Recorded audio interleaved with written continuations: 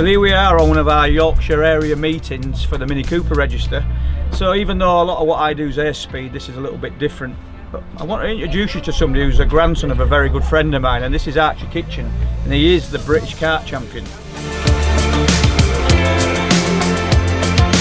Now, as we're all aware with Formula 1, we realise that this is where Formula 1 drivers start, and to prove a point, on this trophy here, we've got a current F1 driver, George Russell, who won it in 2010. So what we're going to do is going to find out where Archie's going with this. So where are you hoping to end up? Well, I want to carry on my career in karting, getting good results and getting championships, and then hopefully move on into cars, and then hopefully go through the stages onto F1. Now, I've got high hopes for this young man here because he's doing really well at the moment. And to prove it's a real family affair, like you always know, Hamilton did it with his dad. James is here. This is Archie's father. And we're going to ask what's involved in getting these karts on the tracks. So go on, tell us what you get up to. Well, it's all about preparation, getting it all ready the week before you go to a race, making sure everything's ready to go. And down to the driver as well, doing his training, making sure he's getting... A lot of practice. Yeah. I've been hearing from Peter how much practice you've been getting up to lately. Yeah. Sometimes even I'm a bit blasé with it, and I race cars, but I never went so much into karts like you have. But I don't realise what's involved behind the scenes, and I've been hearing that you've been practicing nearly every weekend, you've been down onto the south coast, you've been up north, you're racing next weekend. Where are you hoping to end up? Well, I want to carry on my career in karting, getting good results and getting championships, and hopefully move on into cars and then go up the ranks into F1. Cool. Well, we've been on this morning. I'm hoping he's going to go a long way because we're hoping to get a sticker on this kart, so we're going to do a bit of support for him.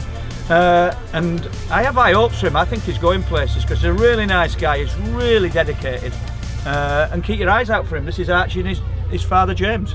Thank you.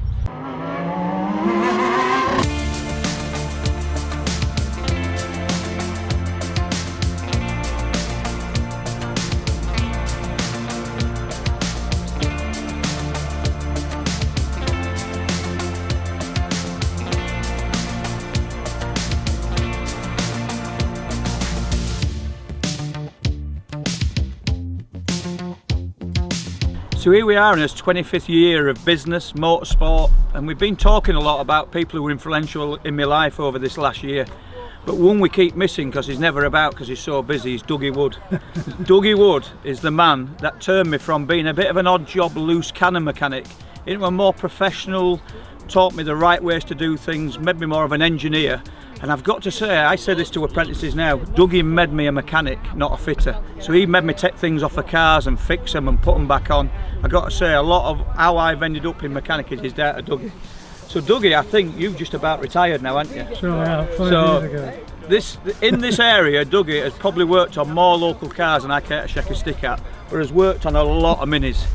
So you've now got to tell him what you thought about me, and I might walk off. So go on, Dougie. Right, going back to mid-80s, I'm assuming. Yeah, 86, 87 we were trying to work out.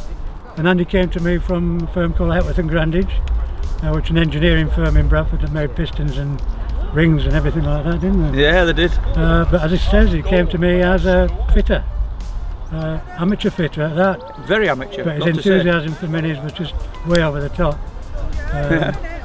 But he'd drive every Mini like it had a straight cut gearbox. Well, that's a funny story because to be fair, Dougie went into the motorsport side of things like me, and I'd turn up with the latest rorty, snorty, fast Mini with a straight cut box and a limited slip diff.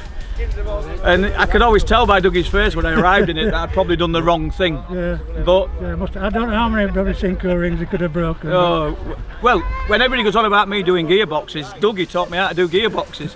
And it's once again when I say to people, I'll show you once, you can ask me twice, and by the third time I expect you to do it. That don't come from me, that comes from Dougie.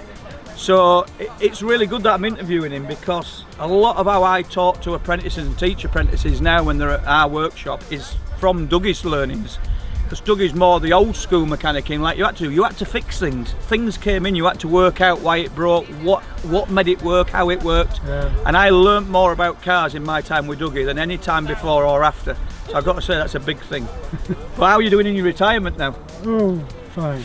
Shooting, fishing, Fishing, family? kids, yeah, keep me going all right. So. He popped into work about 2 months ago. I always find it quite emotional when Dougie comes, because that's where I've come from. What I've got to do, and this is warts and all, this isn't set up. Your first impressions of me when I arrived at work? Brilliant. Did you do it all? Yeah, thank you. But we never saw you at weekends because obviously you had other interests. Yeah, we're always racing and away. But what I couldn't understand with Andy is his love of Marcus's. Yeah, I loved them. Marcus and Minis, and there's one over here. I was looking at them like they were the real iron. Yeah. And I can remember one time I was doing one up, weren't you? And Doing a brought the minus. windscreen. And he went through 3 windscreens before we managed to get the damn thing fitted. And he told me off, because I've got to tell you, and all your health and safety out there will go mad.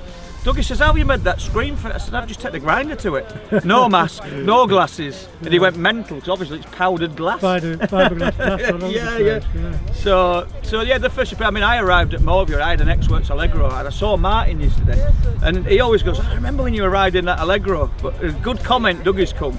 I thought it were clever to beat the synchro on a minute. If I could change first to second faster than that synchro ring, I were the latest superstar, until Dougie taught me about gearboxes and how a synchro ring worked and stopped a gear.